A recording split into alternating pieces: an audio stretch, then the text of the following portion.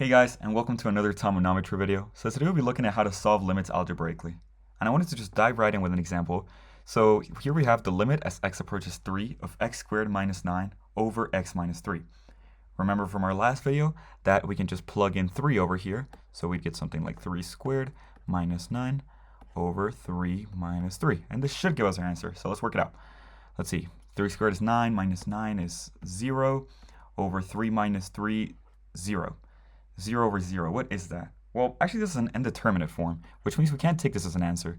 We'll go a little more in depth on this in a bit. But what limits also allow us to do is to treat these functions like algebraic expressions.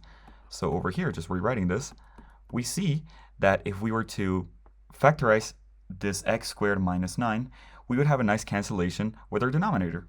So we can just call this x minus 3 times x plus 3 over x minus 3, and then this and this would cancel out, so this would just be equal to the limit as x approaches 3 of x plus 3. And now we can just plug in 3 and we'd get 3 plus 3, which is 6. So we get a concrete answer, but in order to do that we have to manipulate our limit algebraically.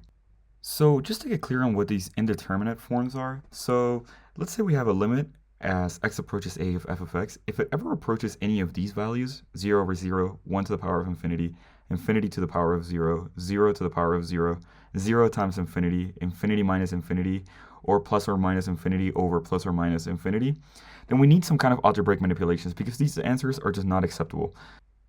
So let's work with an example that's a little bit harder now. So we have the limit as x approaches 1 of x cubed minus 1 all over x squared minus 1. So just plugging in everything, which is what we should always try, we'll get 1 cubed minus 1 all over 1 squared minus 1. 1 cubed is just 1, minus 1 is 0, and then 1 squared is 1, minus 1 is also 0. So again, we get this indeterminate form, which means we need to do a little bit more work on this original limit. So what can we do instead? So we know that we can factorize both the bottom and the top of this fraction.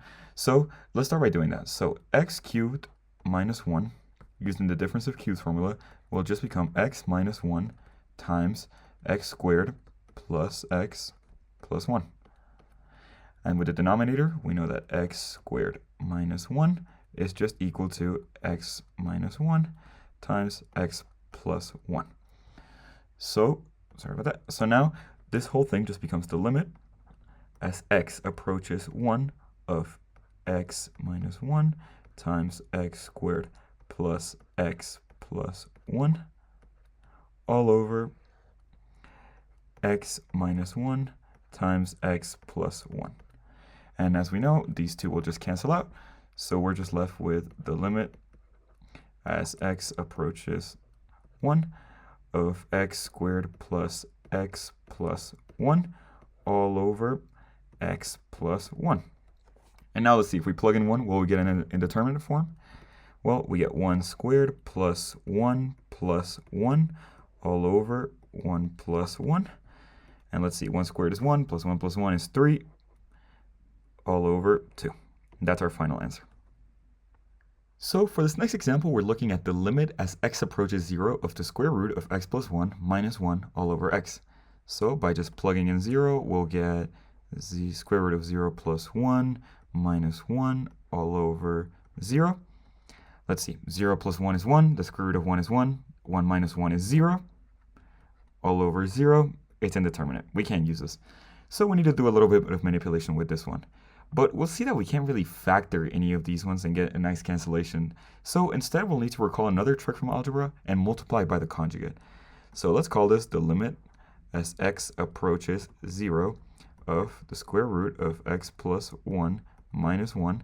And we're going to just multiply this by its conjugate, which is square root of x plus 1 plus 1, and divide it by x. And remember that whatever we do to the top, we need to do to the bottom. So we're also going to multiply this by the square root of x plus 1 plus 1. So what we can do now is just FOIL the numerator. So we'll get the square root of x plus 1 times the square root of x plus 1 is just x plus 1 plus the square root of x plus 1 times 1, which is going to be the square root of x plus 1. And then we're going to get times plus negative 1 times the square root of x plus 1, which is going to be minus square root of x plus 1, and then plus negative 1 times 1, which is negative 1. And at the bottom, we'll just keep x times square root of x plus 1 plus 1. And then at the top, we see over here that these two terms will cancel. And x plus 1 minus 1 is just equal to x. So we can just call this x all over x times the square root of x plus 1 plus 1. Sorry, I just missed the 1 over here.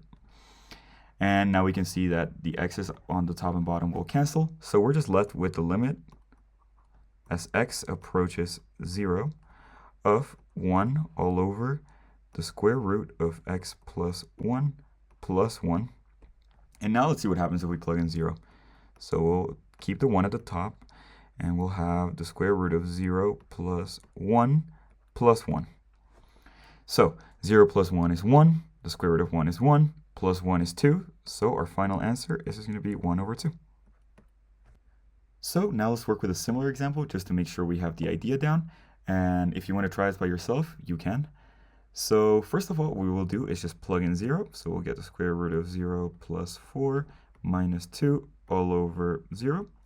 So 0 plus 4 is just 4. The square root of 4 is 2. Minus 2 is 0 all over 0. We see the pattern, indeterminate.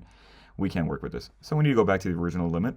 And we can multiply this by its conjugate. So let's call this the limit as x approaches 0 of the square root of x plus 4 minus 2 times the square root of x plus 4 plus 2 all over x times the square root of x plus 4 plus 2. So using the same FOIL technique we did before, we'll get the square root of x plus 4 times the square root of x plus 4 is just x plus 4. Then we'll get the square root of x plus 4 times 2, which is plus 2 times the square root of x plus 4. And then we'll get negative 2 times the square root of x plus 4, which is going to be minus 2 times the square root of x plus 4. And then negative 2 times 2 is negative 4.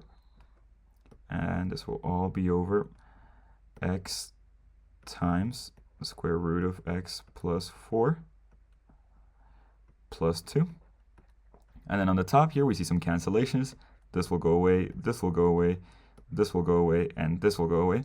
So we're just left with x all over x times square root of x plus 4 plus 2. And we know that these x terms will cancel out. So overall, we're just left with the limit as x approaches 0 of 1 all over the square root of x plus 4 plus 2. And now we can plug in 0 and we'll get 1 all over the square root of 0 plus 4 plus 2, which is just equal to 1 all over, let's see, 0 plus 4 is 4, square root of 4 is 2, plus 2 is 4. Our final answer is 1/4. So for this next example, we're working with a limit that looks a little bit different. So we actually have the limit as x approaches infinity of 2x plus 3 all over 3x. And I mean, let's look at what would happen if we plugged in infinity, which we already know we can do. So 2 times infinity plus 3 all over 3 times infinity. Well, this is going to be infinity all over infinity. And as we know from earlier, this is also an indeterminate form, so we can't have this. So what can we do here? There isn't really a nice cancellation we can do in order to work this out. So I'm going to show you a little trick you can do, which is the following. So let's take the limit as x approaches infinity of 2x plus 3 all over 3x. And what you can do right here is multiply the numerator and denominator by 1 over x. And you might be wondering why we need to do this, and you'll see this in a second. So over here, we'll get 2x all over x plus 3 all over x all over 3x over x. And as we can see here, a few things will cancel out. So this and this will go away, and this will go away. So we'll end up with 2 plus 3 all over x all over 3. And let's just put this in limit form to make this a little bit easier. So we'll get the limit as x approaches infinity of 2 plus 3 over x all over 3. And so just plug in infinity now, we actually do get 2 plus 3 all over infinity all over 3. Now, 3 over infinity is a little weird, but if you go back to my first video, the notion of a limit, we actually cover why this works and why it eventually approaches 0. So we can just call that whole thing 0. So we end up getting 2 plus 0 all over 3, or 2 over 3. That's our final answer. So here we have a pretty similar example, except you'll see that the trick is a little bit different. So we have the limit as x approaches infinity of this function, and by working this out, we'll see that this will just eventually give us infinity over infinity if we were just to plug in infinity, which is indeterminate, and so we have to manipulate this a little bit. So you may be wondering if we can just plug in 1 over x again. And well, we can do that, but we'll see that it'll just give us infinity over infinity again. So instead, what we have to do, and it's what the rule tells us, we need to multiply both sides by 1 all over x to the power of whatever the highest power of x here is. So in this case, it's x squared. So we multiply both sides by 1 over x squared, and we're going to get 3 all over x squared, 3x squared, plus 2x all over x squared, plus 1 all over x squared, all over 5x squared over x squared, minus x over x squared, plus 4 over x squared. So let's put this in limit form and do the cancellations. So we'll take the limit as x approaches infinity. Let's see, 3x squared over x squared is just 3. 2x over x squared is just 2 over x. And then 1 over x squared stays the same. And on the bottom, we'll keep our 5 minus 1 over x plus 4 over x squared. So now we can plug in infinity and get 3 plus 2 over infinity plus 1 over infinity squared over 5 minus 1 over infinity plus 4 over infinity squared.